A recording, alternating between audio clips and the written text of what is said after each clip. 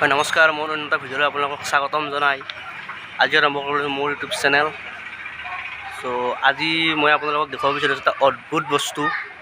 কি সেই অদ্ভুত বস্তু চাওক মোৰ ভিডিঅ'ৰ যোগেৰে।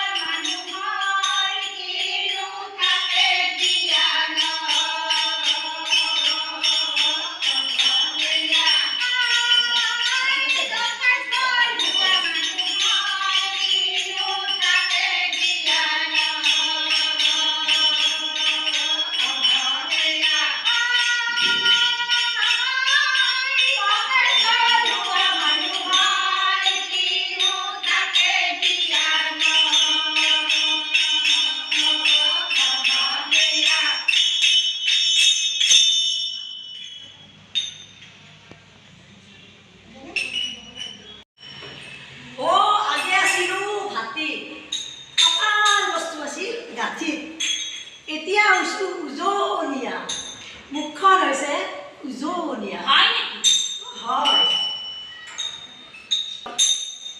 আমি আজি ওজাপালি গাবলৈ ওলাইছোঁ। এই ওজাপালি পদফাকি ৰচনা কৰিছে মাননীয় শ্ৰীযুত মইনা গোস্বামীদেৱে আৰু পৰিচালনা কৰিছে মাননীয় শ্ৰীযুত তিলক শৰ্মাদেৱে। আমি যিহেতু নতুন ওজাপালি দল, আমাৰ কিবা গাঁৱতে থওঁতে কিবা ভুল ভ্ৰান্তি হ'ব পাৰে, আমাক সকলোৱে ক্ষমা কৰি দিয়ে যাতে। হয় আমি কামত সৰু, কথাত সৰু, আমি সকলোতে সৰু।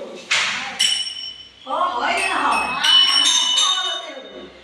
অহম্বাই ধৰ্মৰ নামত জুই লাগিছে, অহম্বাই জাতিৰ নামত কাটাকাটি, আজি ভায়ে ভায়ে দণ্ড লাগছি। অধিকাৰ বিচাৰি ফুৰিব লাগিছে। হয় সকলোৱে চলি দিলাখনে অধিকাৰ বিচাৰি ফুৰিব লাগছি। ঐ চলিয়া, তোৰ দুখ মোৰ দুখ সকলোৰে শুনেকে তহঁতৰে আমাৰ চব দুখ একেই। তহঁতক কাটলি যিতে যাব মোক কাটলিহে একেইতে যাব। সেইকাৰণে কৈছিল ভূপেন হাজৰিকাই, মোক এজন কলা মানুহ দিয়া যাৰ ৰক্ত কলা। কি হে তুমি কিয় ভুল ভুলকে কথা কৈ আছা? কি ভুল কৰিলো মই? ডক্টৰ ভূপেন হাজৰিকাদেৱে কলা মানুহ বিচৰা নাছিল। কি বিচাৰিছিল? ডক্টৰ ভূপেন হাজৰিকাদেৱে তেখেতৰ গানৰ মাজেৰে কৈছিল, মোক এজন বগা মানুহ দিয়া যাৰ ৰক্ত বগা। হয় নেকি? সেইকাৰণে কৈছো মোৰ খাল খাৱা যিবা মুখেদি কলৰাই কিবা কিবা। সেইকাৰণে কৈছো আমি হিন্দু, মুছলিম, বড়ো, ৰাভা, কাৰ্বি, মিচিং আমি চব একেলগে ভেদ ভাগ নাৰাখি গোটেইবিলাকে একগোট হৈ খাল খাৱা যিবা মোৰ মুখেদি কলৰাই কিবা কিবা। মংগল গ্ৰহত আজিকালি চলিগিলাখনে বোলে মংগল গ্ৰহত যাব লাগছি পঢ়ি উঠিছে। মংগল গ্ৰহত যাই কি পঢ়ে এটা পাৰো। গতিকে মংগল গ্ৰহ আমাৰ মংগলৰ কথা কাই ভাবে নাভাবে, কাইও নাভাবে আমাৰ মংগলৰ কথা। সেইকাৰণে মংগল বিচাৰি মংগল বাবাৰ ওচৰত গেলো। মংগল বাবাই 10 টকা আঙুঠি পিন্ধাই ক'ব লাগছি, কি তেৰাই নিবিচাৰিলে নহ'ব। সময় হ'লে নিজে নিজে আঁতৰিব কাল, সময় গেয়া মিটিলেনে মদে ভাঙে খাই চব পাহৰি যোৱাই ভাল। হয় হয় আজি কিবা জানানে? গাজি গান নহ'লে মোক ঘৰৰ পৰা খেদিব। দে হয় আপোনালোকে দেখিলে আমাৰ দক্ষিণ কামৰূপ মিৰ্জাৰ এইটো হ'ল ৰুদ্ৰাণী মহিলা ওজাপালি দল। চ' তেখেতসকলৰ লগত মই কথা পাতিব চেষ্টা কৰিম কেনেদৰে তেখেতসকলৰ মনলৈ আহিল এই ওজাপালি দলটো খোলাৰ। চ' আপোনালোকে ভিডিঅ'টি চাই থাকক। হয় বাইদেউ, আপোনালোকৰ মনলৈ কেনেকৈ আহিল এই ওজাপালি দলটো খোলাৰ? আমি মানে নানান ধৰণৰ প্ৰগ্ৰেম এনেই কৰি থাকোঁ, বিয়া গীত ধৰা বেলেগ বেলেগ গানৰ প্ৰগ্ৰেম কৰি থাকোঁ। কিন্তু ইয়াতে আমি দেখিছোঁ যে দক্ষিণ কামৰূপত ওজাপালি তিৰোতাৰ নাই, আৰু মতা মানুহৰ আছে যদিও মানে সংখ্যাত বহুত কম। গতিকে আমি ভাবিলোঁ এটা নতুন বস্তু আমি লোৱাটো ভাল। গতিকে আমি আলোচনা এই বুৱে ময়ে আলোচনা কৰি আমি দলটো সেনেকৈ গঠন কৰিলোঁ।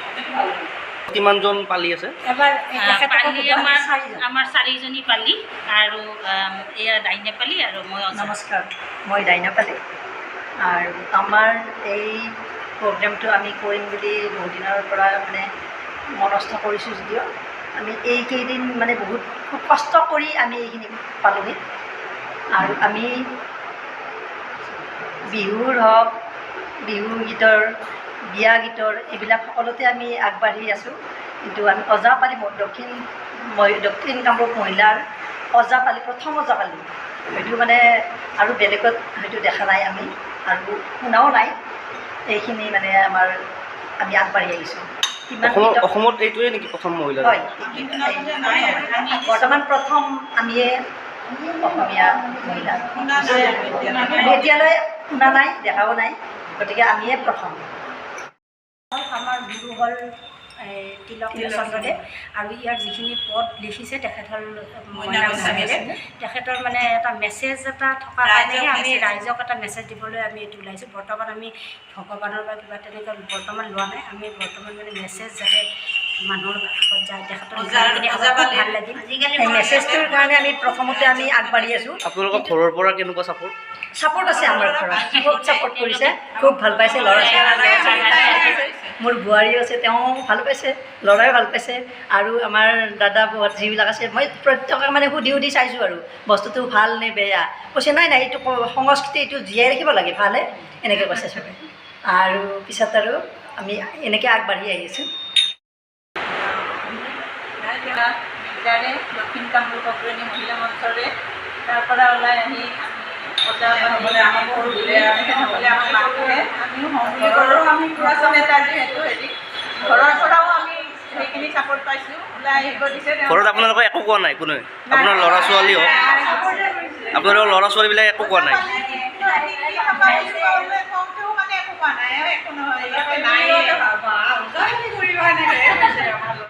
ভাবিছোঁ লগ হ'ব নেকি, আমিও তেতিয়া হ'ব বুলিয়ে গ'লোঁ আৰু আহিছোঁ মানে আমি এখন দক্ষিণ অসমৰ বিভিন্ন জেগাত যাব আপোনালোকে, য'ত মাতে তাতে যাব আপোনালোকে? মাতিছে নে মাতা নাই ক'ৰবাত? আমি মানে মাত্ৰ এদিন ষ্টেডিয়ামত কৰিলোঁ। হয়, আমি ষ্টেডিয়ামত এদিন কৰা দেখা পাই মানে যিকেইজন বিশিষ্ট ব্যক্তি আছিল তেখেতসকলে মানে খুব ভালেই পালে। ভাল পাই মানে মিৰ্জা পূজা মণ্ডপত আমাক নিমন্ত্ৰণ জনালে বুলি ধৰিব পাৰি আৰু কৈছে পূজা খাব লাগিব। ছয়গাঁৱৰ পৰাও কৈছে।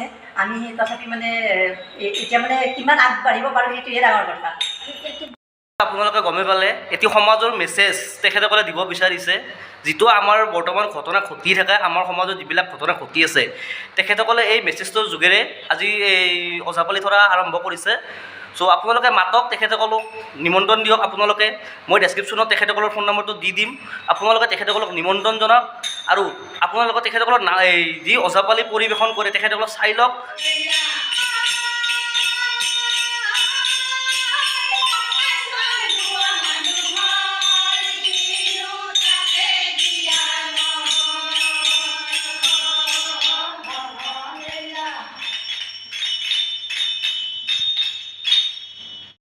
যদি ভিডিঅ'টো চাই আপোনালোকে ভাল পালে তেনেহ'লে লাইক কৰিব, শ্বেয়াৰ কৰিব, ছাবস্ক্ৰাইব কৰিব আৰু লগ পাম অন্য এটা ভিডিঅ'ৰ সৈতে। আজিলৈ বাই বাই, জয় আই অসম।